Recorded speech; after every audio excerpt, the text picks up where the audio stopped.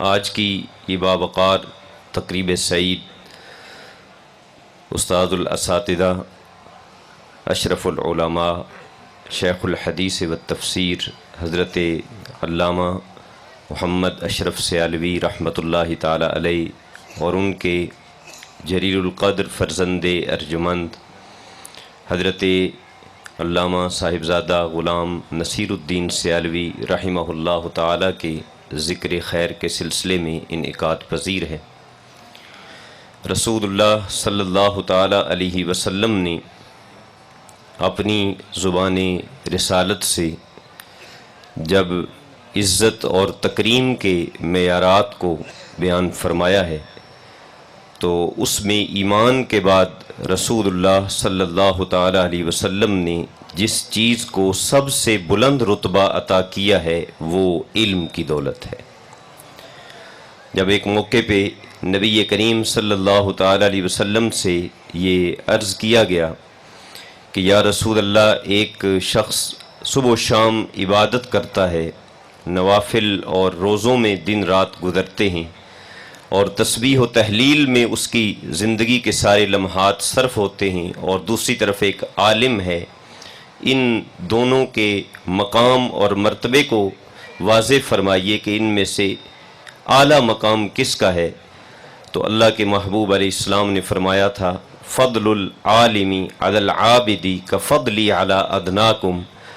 عالم کو عبادت گزار پر رب نے وہ فضیلت بخشی ہے جو مجھے میرے سب سے کم درجے کے امتی پر عطا فرمائی ہے۔ تو نبی کریم صلی اللہ تعالی علیہ وسلم نے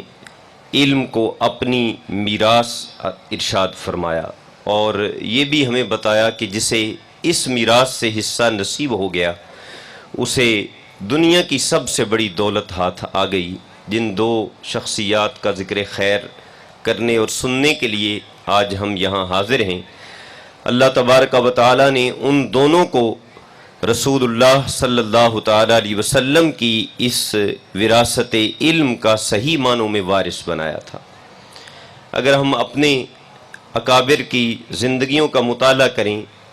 تو ہمیں ان کے ہاں جو علمی رویے نظر آتے ہیں،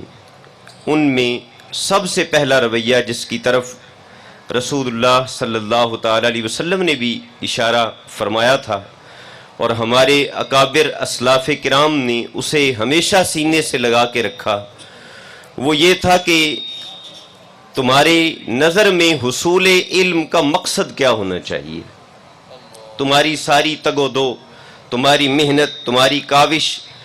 تمہارے سفر، تمہارے جگرتے، ان سب کے پیچھے بڑا مقصد کیا ہونا چاہیے؟ تو حضور علیہ السلام نے بھی یہ بتایا تھا کہ من طلب العلم لیجاری بہ العلماء او لیماری بہ السفہاء او لیصرف بہ وجوہ الناس الیہ ادخلہ اللہ النار۔ فرمایا جس نے علم اس لیے حاصل کیا کہ وہ لوگوں میں اپنا نام بنائے گا، وہ لوگوں کے چہرے اپنی طرف موڑے گا اور لوگوں کی نگاہوں کا تارا بن جائے گا، اور ہر کوئی اسے عالم کہہ کے یاد کرے گا، اور ایک عالم کے طور پہ اس کا تعارف اور اس کی پہچان ہر طرف پھیل جائے گی۔ نبی کریم علیہ السلام نے فرمایا کہ جس کے طلب علم کے مقاصد یہ ہوں گے ادخلہ اللہ النار، اللہ ایسے عالم کو جہنم کا ایندھن بنائے گا۔ ہمارے اکابر نے ہمیشہ طلب علم کے پیچھے جس مقصد کی قوت کو محسوس کیا اور جس چیز کو اپنا ہدف بنایا، وہ سب سے پہلا ہدف یہ تھا کہ ہم علم اس لیے حاصل کر رہے ہیں کہ علم کے ذریعے ہمیں معرفت خداوندی نصیب ہو جائے، اللہ رب العالمین کی پہچان نصیب ہو جائے، اس کی قرب کو پانے کے رستے ہم پہ واضح ہو جائیں اور اس کی رضا کا سفر ہمارے لیے آسان ہو جائے۔ اور اس سلسلے میں ہمارے اکابر کے بڑے بڑے خوبصورت ارشادات گرامی ہمارے سامنے آتے ہیں۔ حضرت حسن بصری رضی اللہ تعالی عنہ فرمایا کرتے تھے، لا یکن حظ احدکم من علمہ ان یقول لہ الناس عالم۔ علماء کو مخاطب کر کے فرمایا کرتے تھے کہ خیال کرنا کہیں ایسا نہ ہو کہ علم سے تمہیں جو فیض ملے وہ صرف اور صرف اتنا ہی ہو کہ لوگ تمہیں عالم کہہ رہے ہیں، اس کے علاوہ تمہاری زندگی میں، تمہارے عمل میں، تمہارے کردار میں، تمہاری سوچ میں، تمہارے رویے میں کہیں علم کی حکمرانی اگر نظر نہیں آ رہی تو پھر تم دنیا سے صرف اتنا ہی لے کر جاؤ گے علم کی برکات کو کہ لوگ تمہیں عالم کہیں گے، لوگ تمہیں شیخ الحدیث کہیں گے، لوگ تمہیں مفتی اعظم کہیں گے۔ اس کے برعکس جب ہم اپنے اکابر کو دیکھتے ہیں تو ہمیں ان کی جلوتیں بھی اور ان کی خلوتیں بھی اللہ رب العالمین کی محبت اور اس کے ذکر سے آباد نظر آتی ہیں۔ مجھے استاد گرامی نور اللہ مرقدہ کے ساتھ لمبے لمبے سفر کرنے کا اتفاق ہوا۔ 5 سال میں ان کے دسترخوان علم سے ان کی خدمت اقدس میں حاضر رہ کے خوشہ چینی کرتا رہا، اور علماء بھی کرتے ہیں، آپ لوگ بھی کرتے ہوں گے، طلباء بھی، لیکن یہ منظر آج بھی کیمرے کی آنکھ میں محفوظ ہے کہ اسپتال کے بستر پہ جب ان کو نالیاں لگی ہوئی ہیں اور ڈرپیں لگائی جا رہی ہیں اور ڈاکٹر ان کے ارد گرد کھڑے ہیں اور اہل محبت ان کی تیمارداری کے لیے آئے ہوئے ہیں، تو بستر عدالت کے اوپر بھی، اسپتال کے اندر بھی جس کے سرہانے میں کتابوں کے انبار نظر آتے ہیں وہ حضور اشرف العلماء نور اللہ۔ یہ علم سے محبت ہے۔ اور سرگودا میں 3 سال تک جب میں رہا تو جب کبھی استاد صاحب نے کہیں خطاب کے لیے نہ جانا ہوتا تو مجھے اچھی طرح یاد ہے کہ اگر میں رات 12 بجے بھی مطالعے سے فارغ ہو کے سونے کے لیے اپنے کمرے کی طرف جانے لگا ہوں تو 12 بجے بھی میں نے دیکھا ہے کہ استاد صاحب کے کمرے کی لائٹ آن ہے اور استاد صاحب مطالعے میں مصروف ہیں۔ 2 بجے تک مطالعہ ہو رہا ہے، گاڑی میں مطالعہ ہے، اسپتال میں مطالعہ ہے، اور پھر میں نے نہیں دیکھا کہ کبھی ان کی گفتگو میں علم کے سوا کوئی اور چیز موضوع بحث بنی۔ اگر میرے جیسا کوئی طالب علم بھی جا کے پاس بیٹھا ہے تو کوئی نہ کوئی بات چلتی چلتی کسی نہ کسی علمی مسئلے پہ، کسی فقہی جزئیے پہ جا کے ٹھہری ہے، کسی آیت کی تفسیر پہ بات ہوئی ہے یا کسی حدیث کی تشریح کے متعلق بات ہوئی ہے۔ یہ اشرف العلماء نور اللہ مرقدہ کا ہمارے لیے پیغام ہے۔ آج میں تیسرا پیغام جو دینا چاہتا ہوں وہ پیغام یہ ہے کہ ہمیں اپنے عہد کے علماء کا بالخصوص احترام اور ان کی تکریم اسے اپنے اوپر لازم سمجھنا چاہیے۔ یہ ہمارا بہت بڑا المیہ ہے کہ جس کے ساتھ ہمیں معمولی سا بھی کوئی اختلاف رائے ہو جاتا ہے تو ہم اسے کفر کی لکیر سے پیچھے پھر ٹھہرنے دینے کے لیے آمادہ نہیں ہوتے، اور اس کا نشانہ بڑی بڑی شخصیات کو ہم نے بنایا۔ کتنے کتنے ہیرے تھے کہ جنہیں ہم نے آزردہ دل کر کے اس دنیا سے بھیجا اور ان کے مقام اور مرتبے کی قدر نہ کی۔ میرے علماء اساتذہ اکرام یہاں تشریف فرما ہیں۔ میں ایک دن اس بات پہ غور کر رہا تھا، میرے مزاج شناس اور بہت حوالوں سے میرے ہم فکر اور ہم ذہن میرے برادر فاضل علامہ پروفیسر ابرار حسین صاحب تشریف فرما ہیں۔ ان کی نظر میں یہ بات بطور خاص کرنا چاہتا ہوں کہ میں ایک دن تنہا بیٹھے اس بات پہ غور کر رہا تھا کہ امت مسلمہ کے اندر رسول اللہ صلی اللہ تعالی علیہ وسلم کے دنیا سے چلے جانے کے بعد صحابہ کرام کے عہد میں ہی مختلف مکاتب فکر کا ظہور ہوا۔ خوارج پیدا ہوئے، معتزلہ کا فرقہ سامنے آیا اور ان کے عقائد سامنے آئے، ان پہ ان کے دلائل تھے، ہمارے علماء کے دلائل تھے۔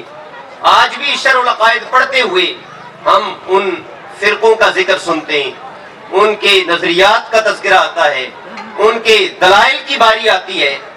لیکن ہماری 13 صدیوں میں ہماری امت کے علماء کا جو رویہ رہا ہے وہ یہ ہے کہ انہوں نے مختلف مکاتب فکر کے افکار کا ذکر کیا ہے، ان کے دلائل کا ذکر کیا ہے، ان کے مقابلے میں اپنے دلائل پیش کیے ہیں، لیکن پھر بھی انہوں نے جب ان فرقوں کے علماء کا اپنی کتابوں کے اندر ذکر کیا ہے تو کہیں بھی ان کے لیے کوئی توہین آمیز رویہ اختیار نہیں کیا۔ آپ دیکھ لیجیے، زمخشری معتزلی فرقے سے تعلق رکھتے تھے، ان کی تفسیر کشاف ہمارے ہاں صدیوں تک مدارس کے اندر شامل نصاب رہی۔ شرح میات عامل کے جو مصنف ہیں عبد القاہر جرجانی، ہمارے اہل علم جانتے ہیں کہ ان کا تعلق بھی کہا جاتا ہے کہ معتزلہ فرقے کے ساتھ تھا، لیکن جب ان کی کتاب پڑھائی جاتی ہے تو ان کے لیے وَجَعَلَ الْجَنَّةَ مَثْوَاهُ کے الفاظ کی ترکیب بھی کروائی جاتی ہے، ترجمہ بھی کروایا جاتا ہے، یہ الفاظ پڑھائے بھی جاتے ہیں۔ ہمارے ہاں ایک برداشت کا رویہ تھا، دوسروں کی افکار کو طالب علم کے سامنے پیش کر دیا جائے، ان کے دلائل سامنے رکھ دیے جائیں، ان کی غلطی واضح کر دی جائے، ان کے مقابل اپنے دلائل ذکر کر دیے جائیں، یہ رویہ تھا۔ لیکن آج صورتحال یہ ہے کہ دوسرے مکاتب تو دوسرے رہ گئے، اپنے مکتبہ فکر میں بھی اگر کسی نے کوئی بات ایسی کی کہ جس کے بارے میں علم اپنا محدود تھا، مطالعہ اپنا ناقص تھا، فہم اپنا کمزور تھا، لیکن سزا اسے دی کہ ایک مرد حق آگاہ کو لوگوں کی نظروں میں معتوب بنا دیا۔ یہ ہمارے رویے، یہ ہماری سوچ، یہ ہماری فکر ہمیں جس طرف لے کے جا رہی ہے۔ اگر آپ کبھی اہل علم کی مجلس میں جا کے بیٹھیں تو میں نے کتنے علماء کو نجی مجلسوں کے اندر یہ بات کرتے ہوئے سنا کہ اب وہ وقت آ گیا ہے کہ اب اہل علم کو گوشہ نشین ہو جانا چاہیے، انہیں کوئی بات کرنی ہی نہیں چاہیے، کیونکہ جب وہ کوئی بات کریں گے تو جس نے مدرسے کا دروازہ بھی نہیں دیکھا وہ بھی علم بغاوت بلند کرنے کے لیے کھڑا ہے، وہ بھی ان کی عزتوں سے کھیلنے کے لیے تیار ہے۔ میں یہاں پر ایک بات آپ حضرات کے سامنے رکھنا چاہتا ہوں جو ہمارے بزرگوں نے اس حوالے سے رکھی ہے، اور انہوں نے اس بارے میں ہمیں آگاہ کیا ہے کہ جو شخص علماء کے خون کو اور علماء کے گوشت کو اپنے اوپر حلال کرتا ہے، مطلب ہے کہ ان کی عزتوں سے کھیلتا ہے، تو اس بندے کا انجام کیا ہوتا ہے۔ امام حاکم رضی اللہ تعالی عنہ کے حوالے سے یہ بات علماء نے لکھی ہے اور ابن عساکر نے اس کو نقل کیا ہے۔ میں اس کے الفاظ چاہتا تھا کہ آپ کو پڑھ کے سناؤں۔ وہ فرماتے ہیں کہ اعلم ان لحوم العلماء مسمومہ، کہ علماء کے جو گوشت ہوتے ہیں نا یہ زہر آلود ہوتے ہیں۔ اس جملے کو سمجھنے کی کوشش فرمائیے گا۔ فرمایا کہ جب علماء کی عزتوں پہ حملہ کرو گے تو علماء کی عزت پہ حملہ آور ہونا، ان کے گوشت کو کھانے کی کوشش کرنا، یہ ایسا کھانا ہے، یہ ایسی چیز ہے کہ جو زہریلی ہے۔ اور یہ کون سا زہر ہے؟ فرمایا من اطلق لسانہ فی العلماء بالسلب بلاہ اللہ قبل موتہ بموت القلب۔ فرمایا جو کسی عالم ربانی کی عزت کے پیچھے پڑتا ہے، امام ابن عساکر نقل کرتے کہ امام حاکم رضی اللہ تعالیٰ عنہ نے فرمایا یہ وہ زہریلی بیماری ہے کہ اللہ تعالیٰ اسے مرنے سے پہلے پہلے دل کی موت میں مبتلا فرما دیتا ہے۔ اور یہ آج ہم دیکھ رہے ہیں، اپنی آنکھوں سے دیکھ رہے ہیں کہ بڑے بڑے اہل علم کی پگڑیاں اچھالنے والے اور ناحق انہیں تنگ کرنے والے اور ان کی عزت کی چادر کو تار تار کرنے کی کوششوں میں آگے تک جانے والے لوگ، آج ہم نے اپنی آنکھوں سے دیکھا کہ جو ساری زندگی اور رستے پہ تھے، آج وہ اپنی دنیا سے جانے سے پہلے ہمیں کسی اور ہی رستے کے مسافر نظر آ رہے ہیں۔ موت قلب لگتا ہے کہ وارد ہو چکی ہے، اس سے ہم سب کو بچنا ہے، اپنا مزاج علماء کے ساتھ ادب والا بنانا ہے، احترام والا بنانا ہے، اور اگر کوئی بات ہمیں سمجھ نہیں آتی تو اپنے مطالعے کو وسیع بنانا ہے، کسی اہل علم سے مکالمہ کر لینا ہے، بات چیت کر لینی ہے، اور اس رویے کو آگے بڑھانا ہے کہ اگر مجھے یہ بات سمجھ نہیں آئی تو شاید آنے والے وقت میں مجھے بھی یہ بات سمجھ آ جائے اور میرا فہم بھی اس بات تک پہنچ سکے۔ 3 باتیں میں نے آپ کی خدمت میں عرض کی ہیں۔ پہلی بات یہ ہے کہ حصول علم سے ہمارا مقصد صرف اور صرف رضائے الہی کا حصول، معرفت خداوندی کا حصول ہونا چاہیے۔ یہی ہمارے اکابر کا رستہ تھا، یہی ان کا پیغام تھا جو انہوں نے اپنی زندگیوں سے ہمیں دیا۔ دوسری چیز میں نے عرض کی کہ علم کے لیے اپنے جگر پگھلانا شب و روز مطالعے کے اندر، اور صرف آج وہ وقت آ چکا ہے کہ صرف اگر آپ یہ کہیں کہ آپ اپنے دینی لٹریچر کا مطالعہ کر کے اور صرف تفاسیر کا اور حدیث کی شروحات کا یا فقہی کتب کا مطالعہ کر کے آپ تحفظ دین اور نصرت دین کا فریضہ سر انجام دے سکتے ہیں، تو یہ علماء کی بھول ہوگی، یہ طلباء کی بھول ہوگی۔ اگر کسی نے رسول اللہ صلی اللہ تعالیٰ علیہ وسلم کے حوالے سے یا ہمارے دین کے حوالے سے یا قرآن کے حوالے سے کوئی زہر پھیلایا ہے اور کتاب لکھی ہے، اور وہ کتاب کسی دوسری زبان میں ہے اور وہ لاکھوں کی تعداد میں چھپوا کے بانٹی جا رہی ہے پوری دنیا میں، جو خالی ذہن لوگ ہیں ان کو وہ پہنچائی جا رہی ہے، اور وہ اسے پڑھ کر حضور کی ذات سے یا دین سے یا قرآن سے دور ہو رہے ہیں، تو ظاہر ہے کہ اس کا جواب وہی دے گا جو اس کتاب کو پڑھے گا، جو اس کے اندر چھپے ہوئے زہر تک پہنچے گا، پھر اس کا تریاق ڈھونڈے گا۔ اس لیے میں علماء سے یہ کہنا چاہتا ہوں، آخری بات یہ عرض کرنا چاہتا ہوں کہ ہم سے پہلے جتنے بھی نسلیں گزری ہیں ہماری علماء کی، انہوں نے اپنے دور کے چیلنجز کو سمجھنے اور ان کا جواب دینے میں کوئی کوتاہی نہیں۔ انہوں نے ہمیشہ